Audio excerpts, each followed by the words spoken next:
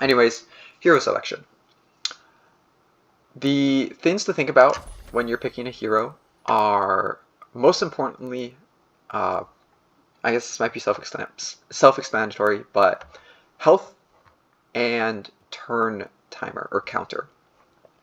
Now, I say this because effects and attack are nice and all, but I think no matter what level you're at, health and counter matter the most, because lower counters just feel more comfortable and more playable as a whole, because no matter what buffs you give your hero, if you have a high turn timer, it's going to take longer for them to be realized, I guess. And so somebody can have 6 attack and a 5 turn timer, but that's like, compared to this guy, that's 2 extra turns before they can attack. So like if this guy had 4 attack, for example, he would actually be probably dealing more damage over time than this guy.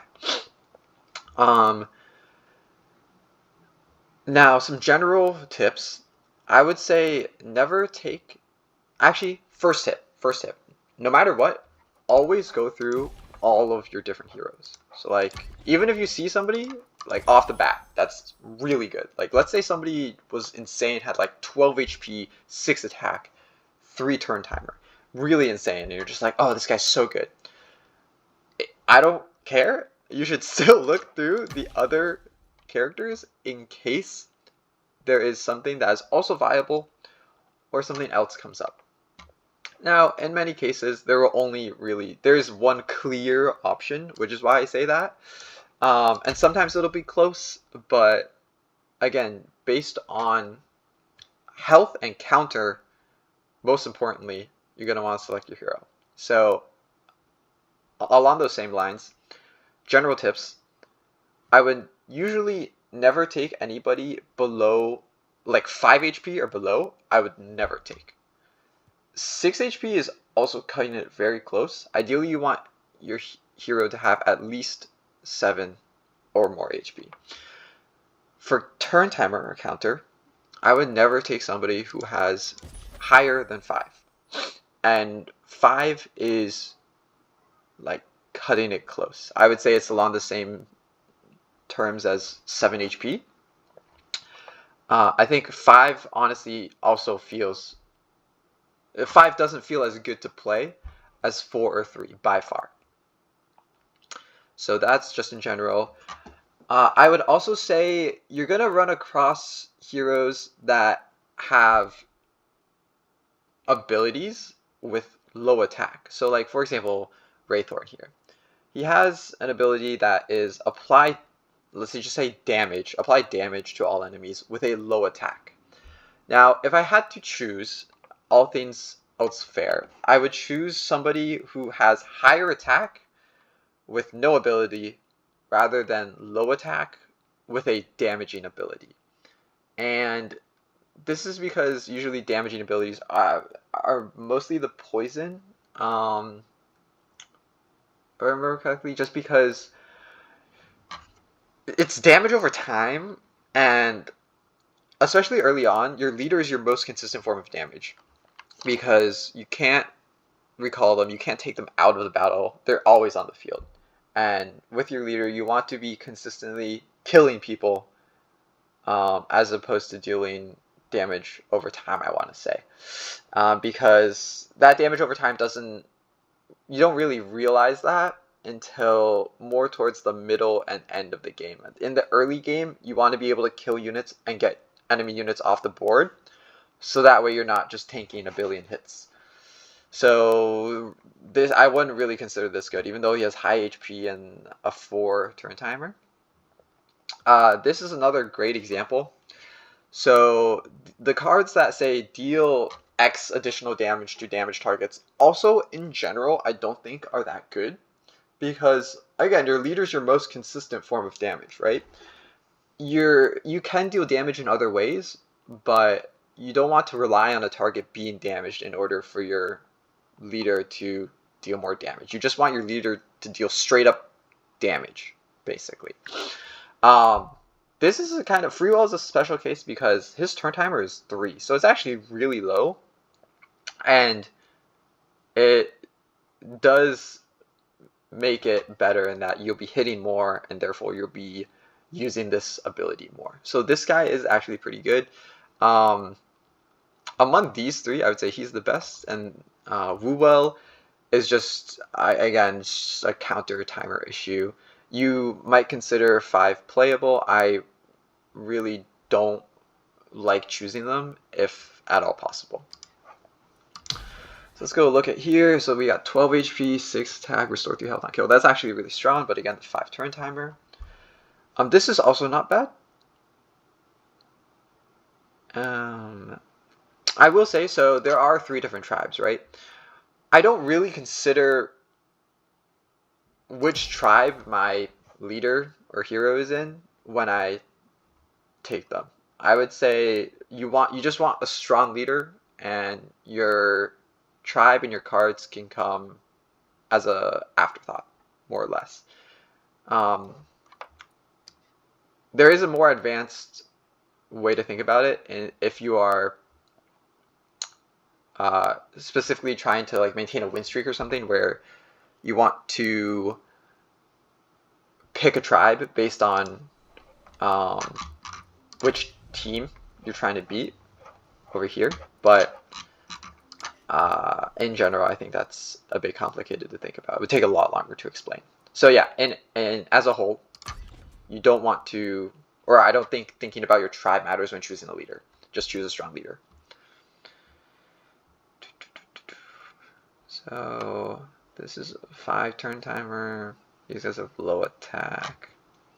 Ink is actually quite strong, but this guy has 2 attack, and also in general for Ink, you want to be able to apply Ink to a specific target a lot of the time, not just the frontmost target, and that's who your leader is mostly going to be targeting. So I think at the end of the day, the decision is between Maris or Freewell. 10 HP, 2 attack. Let's say he's 10 HP, like, let's do, like, he's not going to be 6 attack all the time. Let's just say he's 4 attack. 10, 4, 3 versus a 8, 3, 4 with apply 1 snow. And I think the answer is going to be, we're going to do Freewell here. So yeah, so we're going to choose Freewell. The most important takeaways from this section, I think, are that health matters the most and counter timer matters the most, equally important. Don't take anybody, let's just say don't take anybody 6 HP or lower. Don't take anybody 5 turn timer or higher, I would say. And when you are debating between the rest of the people, straight damage is better than damage plus abilities in general, I would say. Unless the ability is really strong for whatever reason. Yeah, so that'll do it. Next section, companion choosing. Now, there are just better companions than others, but I will say most of the companions are playable to some extent, and they all have their pros and cons. Now, Sneasel is a very stable companion, that he's the tankiest of all of them, obviously, and he allows you to draw one, and card draw is very nice. So I think if you're newer or you don't really know which companion to pick, just pick Sneasel. He's a good staple. Okay, hello, Future Rocco here. So I totally forgot that as a beginner, you won't have the other companions unlocked. So for starters, obviously, if you just have Snoof, choose Snoof. I would say in the beginning, I don't recommend choosing Bushu because of his long turn timer. As I said earlier in the video, counter matters a lot. And once you get the chance, I would switch to Loki when possible, just because Loki has higher HP. Even if you don't consider his ability better in all cases, having higher HP allows him to tank a hit for your hero, and then you can recall and reset him, which I'll get into in future guys hopefully, but just know that higher HP obviously is better. So choose Snoof if he's your only option. Once you get the chance, choose Loki. And then once you get the chance, you can move off him and try Sneasel. Because I do think in the beginning, Sneasel definitely felt the best for me and was the most consistent in the runs where I won. So yeah. The other ones are more situational, I would say. And that picking them will depend on who your leader is and what he does. So in this case, my leader needs to have damage targets in front of him. So first of all, I need a companion with a low turn timer. So that automatically eliminates Bushu, Spike, and Logazi. I will say Spike, never take Spike. I've tried playing Spike before, and Spike literally just feels like a game throw, straight up. You can't recall him, so you can't regen his HP. He doesn't attack, and he just kind of sits there as a wall that's bound to die, and it's just really bad. I think they should balance this card, but I don't know when or if it'll happen. Yeah, I just don't take Spike. Snoof is good if your turn timer is higher. Okay, so if your counter timer is higher, Snoof is better because he gives you time to... He gives your hero time to attack by applying the snow. Bushu is good if you have a consistently low turn timer and you're worried that your hero's, like, if your hero has an ability that's like, oh, like if it gets hit, it'll do something, and you want it to get hit, then, you know, restoring HP is really nice. If your hero has high damage, actually, Loki is pretty good, I think, because applying that one Demonize, even though it's random, can be really strong, and Loki's turn timer is also very reasonable. Logazi is if you just couldn't get a hero with a high enough attack, and you just want him to do more damage, pretty much. So like if you had a hero with really high health and really good turn timer but low attack, Logazi is good to make up for that, for sure. In this case, I think I'm going to take... I'm actually going to take Snoof here, I think, because his turn timer is low, and he'll buy time for Freewell to repeatedly hit people, I would say. So even though Freewell's turn timer is low, he still needs time to ramp up and just hit people, and Snoof will give you more time in general. So yeah, I'll go with Snoof here.